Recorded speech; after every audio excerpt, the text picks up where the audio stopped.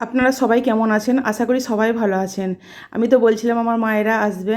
তো শনিবার সকালেই আমার মা এসে গেছে এখানে ৬টার সময়তে ট্রেন থেকে নেমে গিয়েছিল। তো আমার বর আনতে গিয়েছিল সকালবেলায় ৭:৩০টার মধ্যে বাড়িতে এসে গিয়েছিল।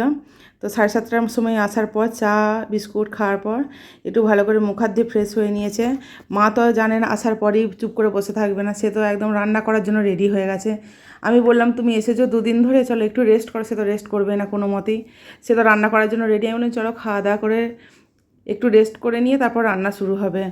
তো আগে থেকেই ব্রেড এনে রাখা হয়েছিল, সেখানে ব্রেড, মা মিষ্টি নিয়ে এসেছিলো, মিষ্টি সব একসঙ্গে খাওয়া দাওয়া হয়ে গেল।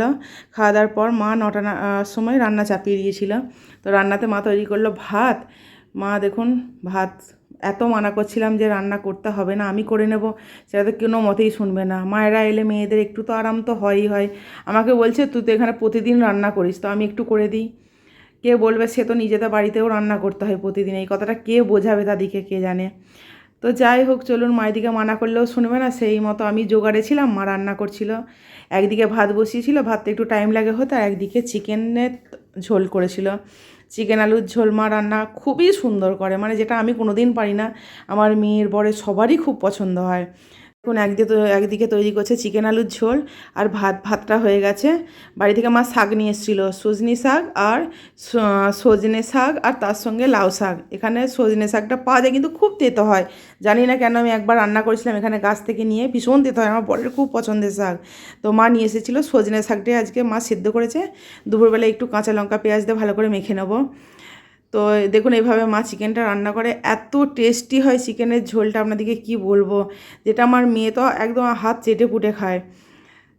আমাকে বলে মা নানি যখন এসছে নানি রান্না করবে, তোমাকে আর করতে হবে না। তো চলুন মা রান্না করছে, রান্না প্রায় শেষের দিকে। শাকটা সেদ্ধ করে ভাজা হয়ে গেছে, আর এদিকে চিকেন আলুর ঝোলটাও প্রায় হয়েই এসছে। আর তার সঙ্গে মা করেছে একটু চাটনি। মা বাড়ি থেকে আমড়া নিয়ে এসেছিলো, আমড়ার একটু চাটনি করছে। তো চলুন এইগুলো সব দেখুন রান্না হয়েছে। বাতাবি লেবু এনেছিলাম, বাতাবি লেবুগুলোকে ছাড়িয়ে নিয়েছি। আর সন্ধ্যাবেলায় মাকে নিয়ে গিয়েছিলাম মুদিখানার বাজার করতে, কারণ মা তো বাড়ি থেকে কোথায় বেরোয় না, গ্রামের বাড়িতে বুঝতেই পারছেন, বইদিকে তো কোথায় যেতে দেয় না, বাড়িতে সব কিছু এনেই দেয়। তো মাকে নিয়ে গেছিলাম ডিমার্টে।